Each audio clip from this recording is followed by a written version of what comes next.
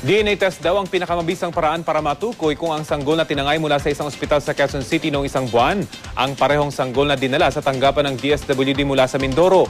Posible namang managot ang foster parent na nag-alaga sa sanggol kapag napatunayang binili niya ang bata. Balitang hatid ni Julio Segovia.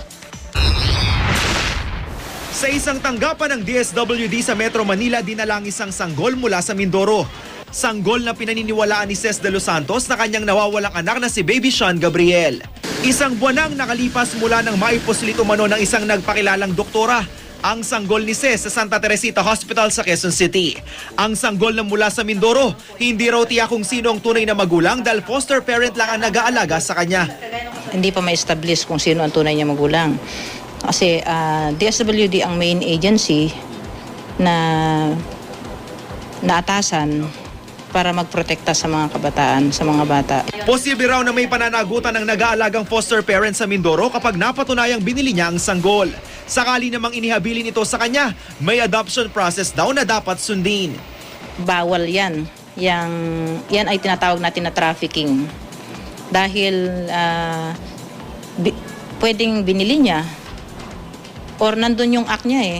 Nandun yung ginawa niya talaga. Meron siyang kamalayan doon sa ginawa niya na kinuha niya kahit hindi niya anak.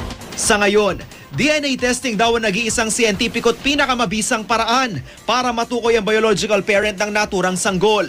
Pero para sa DSWD, higit pa rito ang konsiderasyon ng ahensya bago tuluyang maibalik ang bata sa tunay nitong magulang. We don't resort to that. Hindi yun yung, para sa amin hindi yun yung main na yung pagdi-DNA testing. Kasi we always based on the best interest of the child. Ini-studio namin yung kalagayan ng magulang, yung kakayahan niya bilang parent, at saka yung makakabuti para sa bata. Pwede naman daw dalawin ni Ces at ng foster parents sa Mindoro ang sanggol, pero kailangan muna nilang makipag-ugnayan sa ahensya. Una nang naglaan ang pamunuan ng Santa Teresita Hospital ng 100,000 pisong reward money para sa sinumang makapagtuturo sa kinaroroonan ng nawawalang sanggol ni Ces. Julio Segovia, GMA News.